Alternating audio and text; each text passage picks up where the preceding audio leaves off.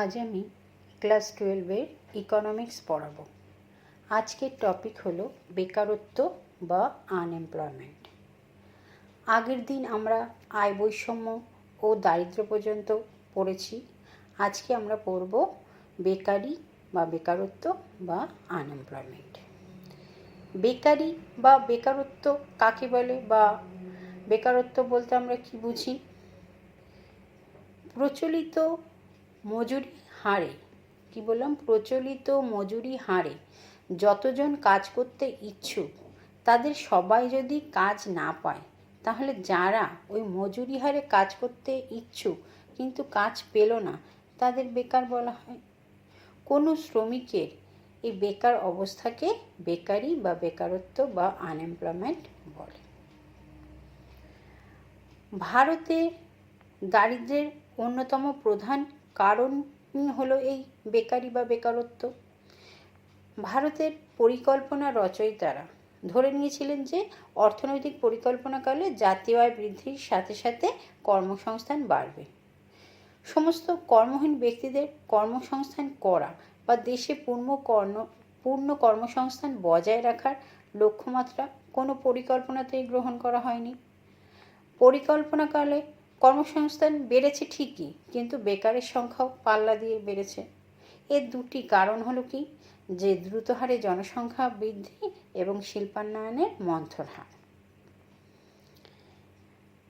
কোনো একটি দেশে বিভিন্ন ধরনের বেকারত্ব লক্ষ্য করা যায়। ঠিক আছে, কি কি এবার আমরা বিভিন্ন ধরনের বেকারত্ব সম্পর্কে পড়ব। প্রথমেই আমি বলবো মৌসুমি বেকারত্ব বা সিজনাল আনএমপ্লয়মেন্ট। মৌসুমি বেকারত্ব বলতে কি বুঝি? যে ভারতের কৃষি এখনও প্রধানত কি বৃষ্টিপাতের উপর নির্ভরশীল।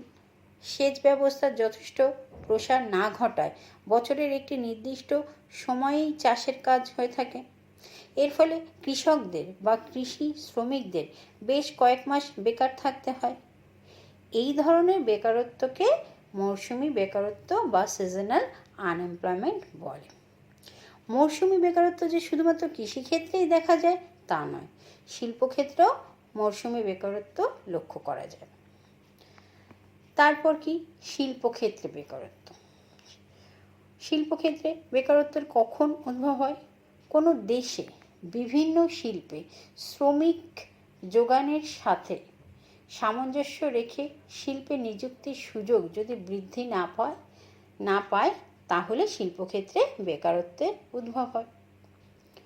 তারপর পড়ব আমরা কি প্রচ্ছন্ন বেকারত্ব বা ডিসগাইজড আনএমপ্লয়মেন্ট। প্রচ্ছন্ন বেকারত্ব কাকে বলে?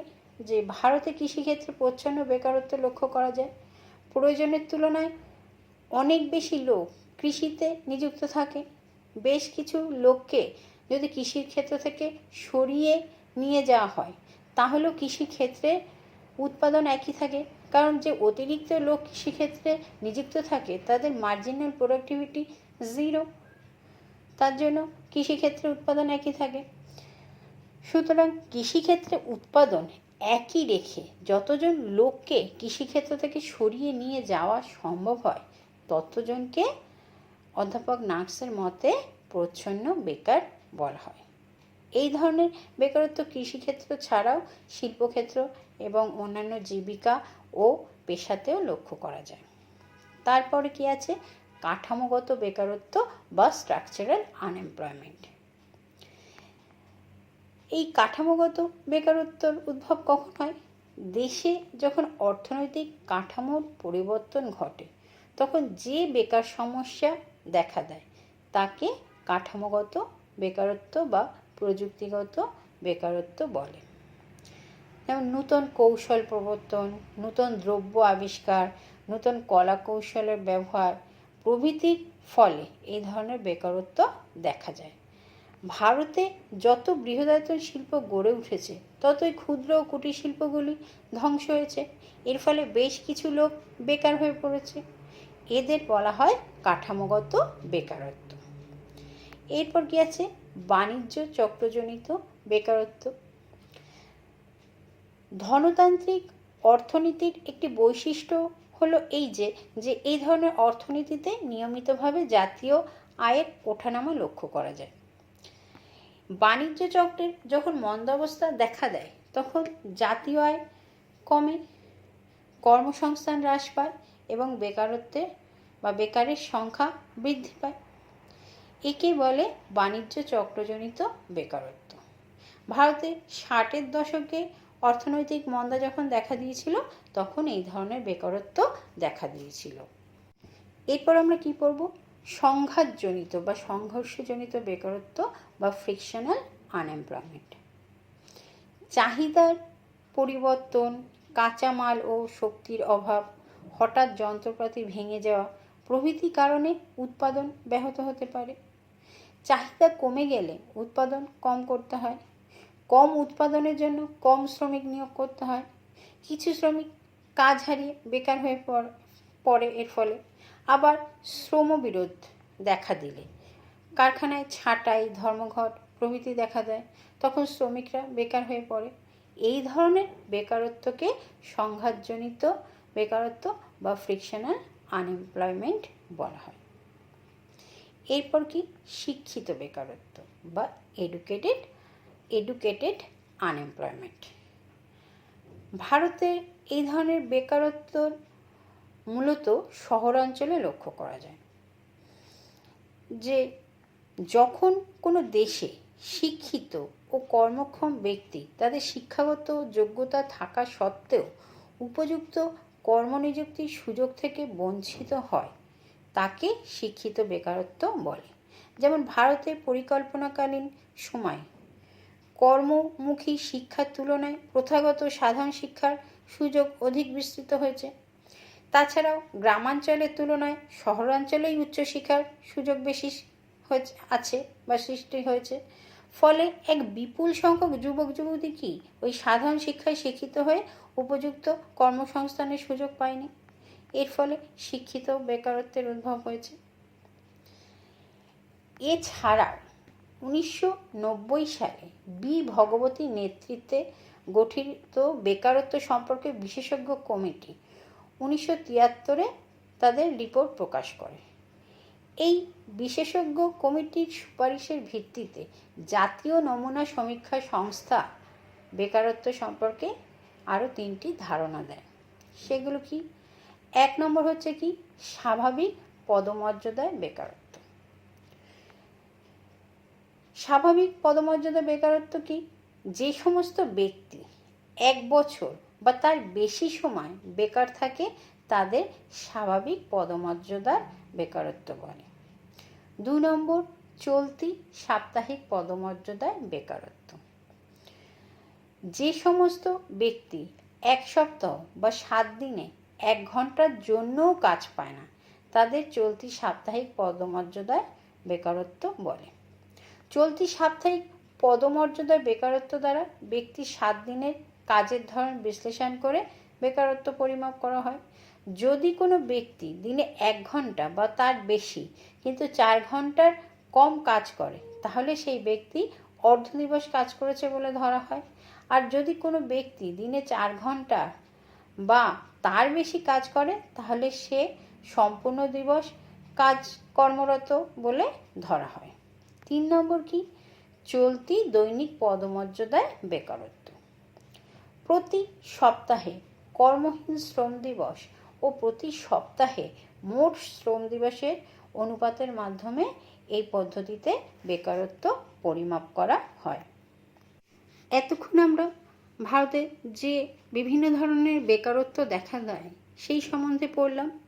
এবার আমরা পড়ব যে ভারতে বেকারত্বের কারণগুলি কী কী। Causes of the unemployment problem in India. ভারতে পরিকল্পনার শুরু থেকে বেকারের সংখ্যা ক্রমাগত বৃদ্ধি পেয়ে বর্তমানে এই বেকারত্ব কী হয়েছে? সংকটের রূপ নিয়েছে। ভারতে বিপুল পরিমাণ বেকারত্বের একাধিক কারণ আছে। সেই কারণগুলো এখন দেখি। প্রথম কারণ কি? স্বল্প অর্থনৈতিক উন্নয়নের হার। যে কোনো দেশের কর্মসংস্থানের সুযোগ নির্ভর করে সেই দেশের অর্থনৈতিক উন্নয়নের হারের উপর। পরিকল্পনাকালে ভারতে অর্থনৈতিক উন্নয়নের ফলে নতুন নতুন কর্মসংস্থান সৃষ্টি হলেও বেকার সমস্যার তীব্রতা দিনের পর দিন বৃদ্ধি পেয়ে চলেছে। এর অন্যতম কারণ হলো যে হারে জনসংখ্যা ও কর্মপ্রার্থী বৃদ্ধি পাচ্ছে তা অপেক্ষা কম হারে কর্মসংস্থানের সুযোগ বৃদ্ধি পাচ্ছে। তাই দেশের ক্রমবর্ধমান শ্রমশক্তির উপযুক্ত ব্যবহারের জন্য কর্মসংস্থান সৃষ্টি করা পরিকল্পনাকালে সম্ভব হয়নি। দ্বিতীয় কারণ কি? দ্রুত হারে জনসংখ্যা বৃদ্ধি। পরিকল্পনার শুরু থেকেই ভারতে মৃত্যুর হার হ্রাস পাওয়ার ফলে দ্রুত হারে জনসংখ্যা বৃদ্ধি কর্মসংস্থানের সমস্যাকে জটিল করে তুলেছে। অর্থনৈতিক উন্নয়নের হার কম হওয়ায় বর্ধিত জনসংখ্যাকে কাজে নিযুক্ত করা সম্ভব হচ্ছে না। দ্রুত হারে জনসংখ্যা বৃদ্ধি পাওয়ায় দেশের সীমিত সম্পদ অতিরিক্ত জনসংখ্যার ভরণপোষণেই ব্যয় হয়ে যায়।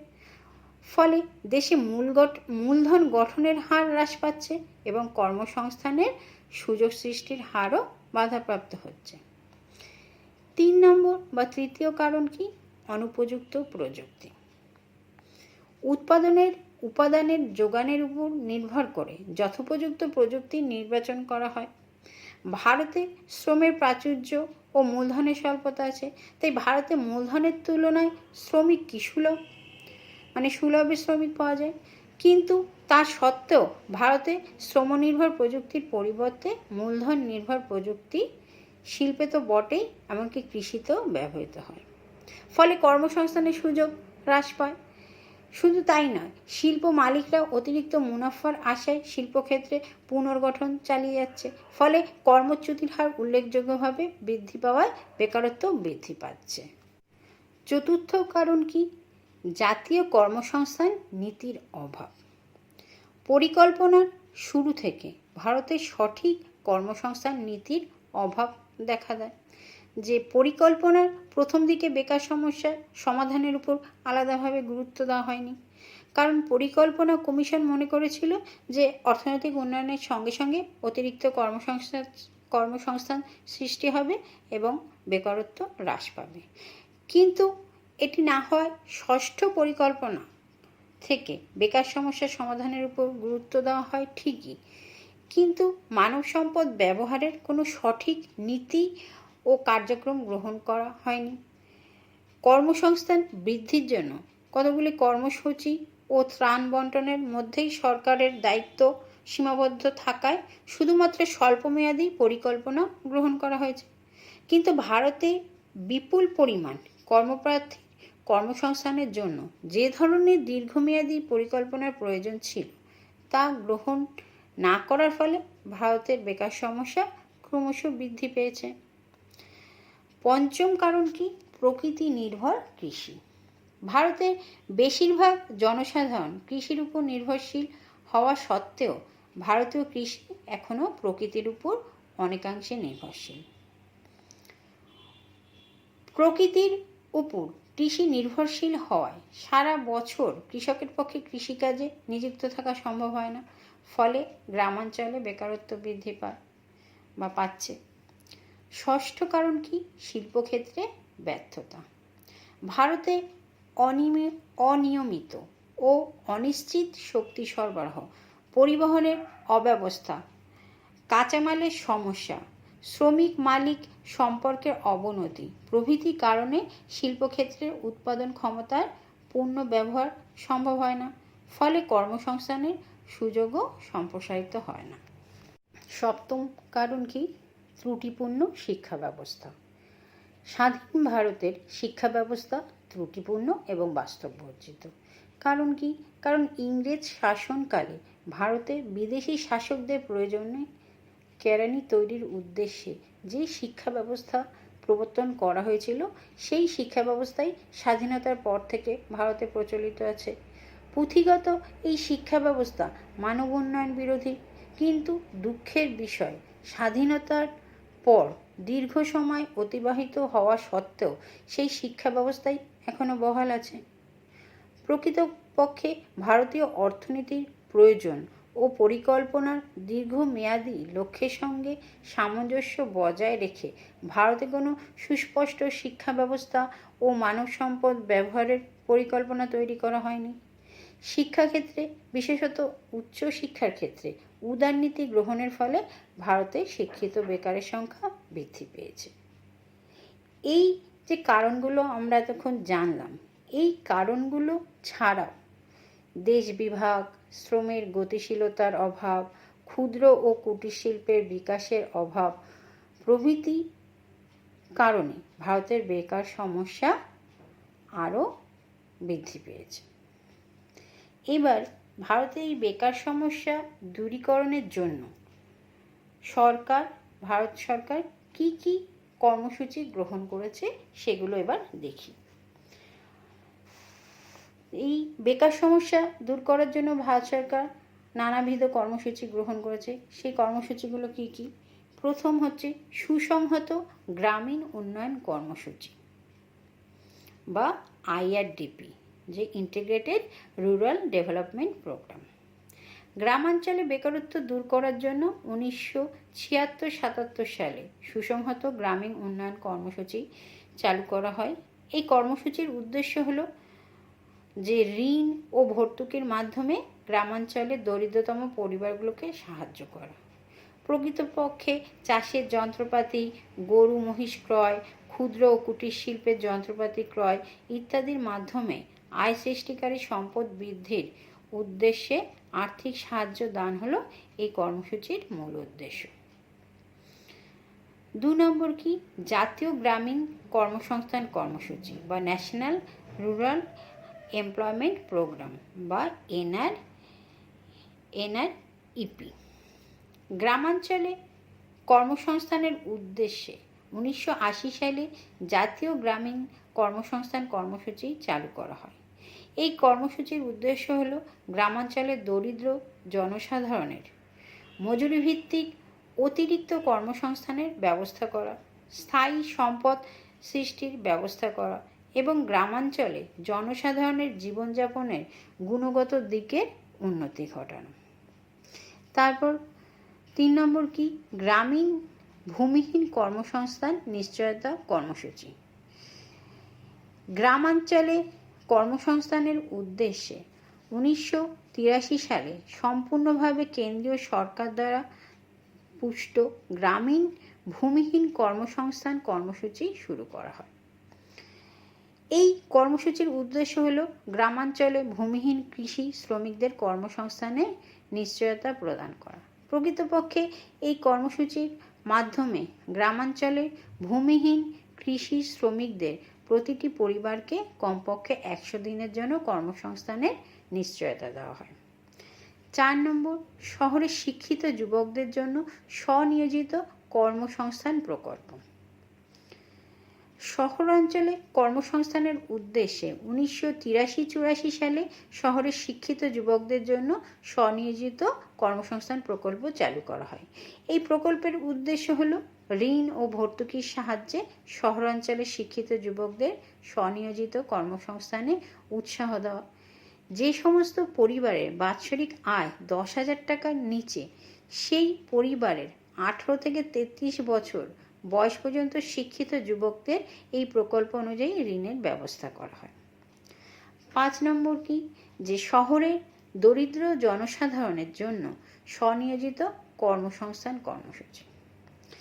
শহরাঞ্চলে কর্মসংস্থান সৃষ্টির উদ্দেশ্যে 1986 সালে শহরের দরিদ্র জনসাধারণের জন্য স্বনিয়োজিত কর্মসংস্থান কর্মসূচি শুরু করা হয়।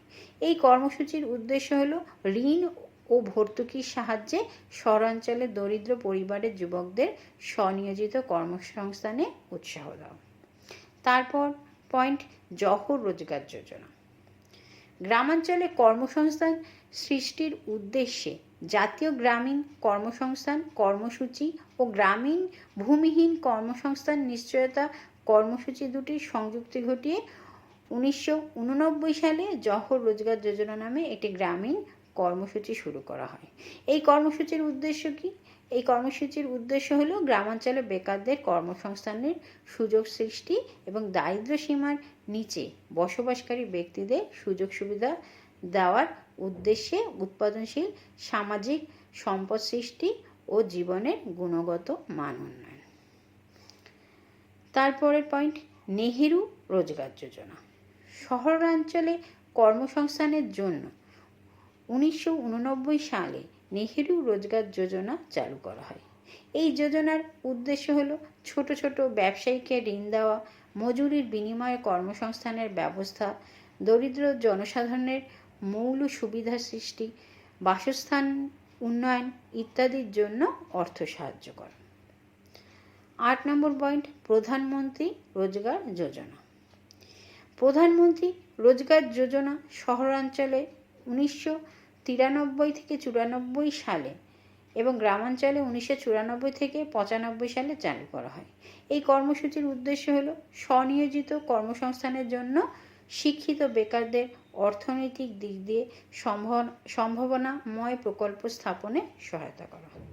এছাড়াও কর্মসংস্থান নিশ্চয়তা প্রকল্প, গ্রামীণ কর্মসংস্থান সৃষ্টি কর্মসূচি, স্বর্ণজয়ন্তী শহরী রোজগার যোজনা, তারপর স্বর্ণজয়ন্তী গ্রাম স্বরোজগার যোজনা, জহর গ্রাম সমৃদ্ধি যোজনা, সম্পূর্ণ গ্রামীণ রোজগার যোজনা, জাতীয় কাজে বিনিময় খাদ্য প্রকল্প, স্বয়ংসিদ্ধা স্বশক্তি প্রকল্প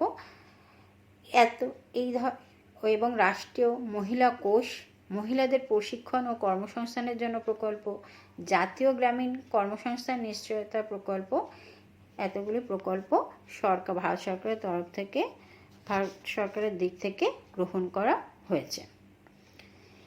কিন্তু ভারতের পরিকল্পনাকালে ভারতের বেকার সমস্যা সমাধানের জন্য যে সমস্ত নীতি ও কর্মসূচি গ্রহণ করা হয়েছে তা প্রয়োজনের তুলনায় নগণ্য।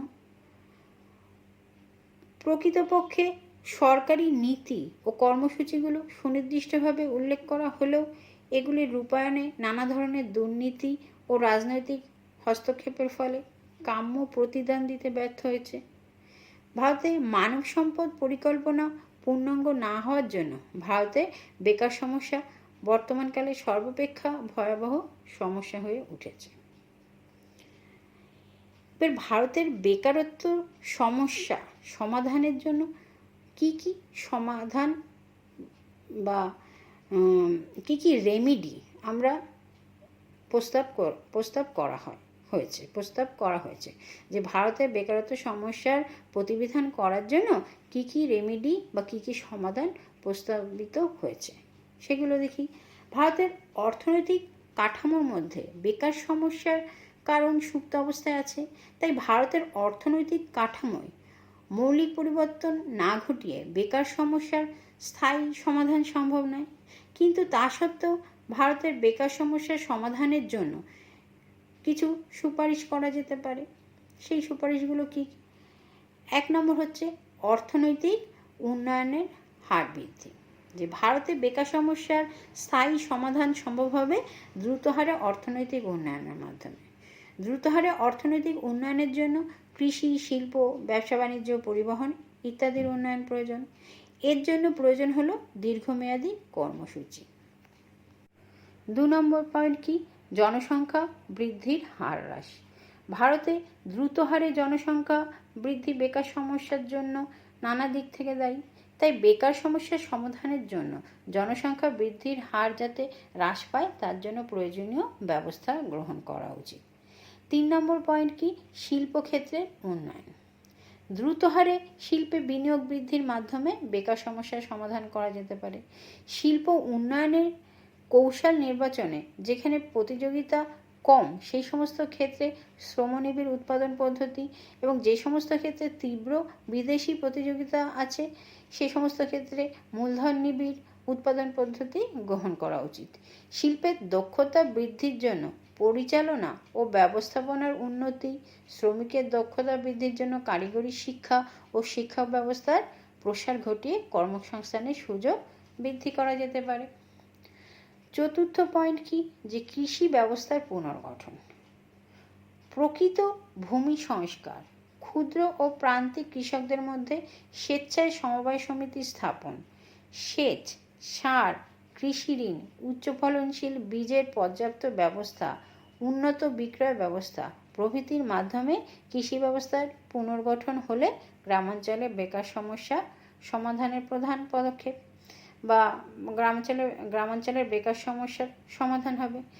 এটি সম্ভব হলে কৃষিতে সর্বাধুনিক যন্ত্রপাতি ব্যবহার করে উৎপাদন ক্ষমতা বৃদ্ধি ও কৃষিতে নিযুক্ত ব্যক্তিদের শ্রমের সর্বাধিক ব্যবহার সম্ভব হবে। ফিফথ পয়েন্ট কি হলো? ত্রাণমূলক কর্মসংস্থান বৃদ্ধি। বিশেষ শিল্পের সাময়িক মন্দার ফলে বা গ্রামাঞ্চলে খরা বা অন্যান্য প্রাকৃতিক কারণে কর্মসংস্থানের সমস্যা প্রবল হয়ে উঠলেও স্বল্পকালীন ব্যবস্থা হিসেবে ত্রাণমূলক কর্মসংস্থান বৃদ্ধির উদ্দেশ্যে গৃহ নির্মাণ, রাস্তা তৈরি, বাঁধ নির্মাণ, সেচের সম্প্রসারণ প্রভৃতি কাজে সরকারি ব্যয় বৃদ্ধির মাধ্যমে সাময়িক কর্মসংস্থানের ব্যবস্থা করা যেতে পারে। পরের পয়েন্ট হচ্ছে কর্ম বিনিময় কেন্দ্রের পুনর্গঠন। কর্ম বিনিময় কেন্দ্রগুলির পুনর্গঠনের মাধ্যমে বিভিন্ন পেশায় কর্মসংস্থানের সম্ভাবনা ও বাজার সম্পর্কীয় তথ্যের ভিত্তিতে স্বনিয়োজিত প্রকল্প সম্পর্কে বেকারদের ওয়াকিবহাল করা যেতে পারে। এর সঙ্গে দেশের প্রতিটি অঞ্চলে কর্ম বিনিময় কেন্দ্র স্থাপনের মাধ্যমে সামাজিক দিক দিয়ে পিছিয়ে পড়া বেকারদের কর্মসংস্থানের সুযোগ বৃদ্ধি করা যেতে পারে। পরের পয়েন্ট কি? শিক্ষা ব্যবস্থার আমূল পরিবর্তন। ভারতে বেকার সমস্যার, বিশেষত শিক্ষিত বেকার সমস্যার জন্য মূলত দায়ী হলো ভারতের শিক্ষা ব্যবস্থা। তাই শিক্ষিত বেকার সমস্যার সমাধানের জন্য প্রয়োজন হলো শিক্ষা ব্যবস্থার আমূল সংস্কার। এই উদ্দেশ্য পূরণ করার জন্য ভারতের শিক্ষা ব্যবস্থাকে করে তুলতে হবে কি? আধুনিক যুগের উপযোগী। এর জন্য ভারতের উদ্দেশ্যবিহীন শিক্ষার পরিবর্তে প্রয়োজন হলো উৎপাদনমুখী শিক্ষার প্রবর্তনের। উৎপাদনমুখী শিক্ষা বলতে প্রযুক্তি ও কারিগরি শিক্ষায় শিক্ষিত হওয়ার সুযোগের কথাই এখানে বোঝানো হচ্ছে। তাহলে আজকে টপিক আমাদের এখানেই শেষ হলো। এই যে চ্যাপ্টারটি আমি দুদিন ধরে দুটো পার্টে পড়ালাম, দারিদ্র, বৈষম্য, বেকারি, এই চ্যাপ্টারটা খুবই ইম্পর্টেন্ট। এই চ্যাপ্টার থেকে 1 নম্বর, 2 নম্বর ও 5 নম্বরের কোয়েশ্চেন আসবে। সুতরাং এই চ্যাপ্টারটি তোমরা সবাই খুব ভালোভাবে পড়বে। তাহলে আজকের ক্লাস এখানেই শেষ হলো।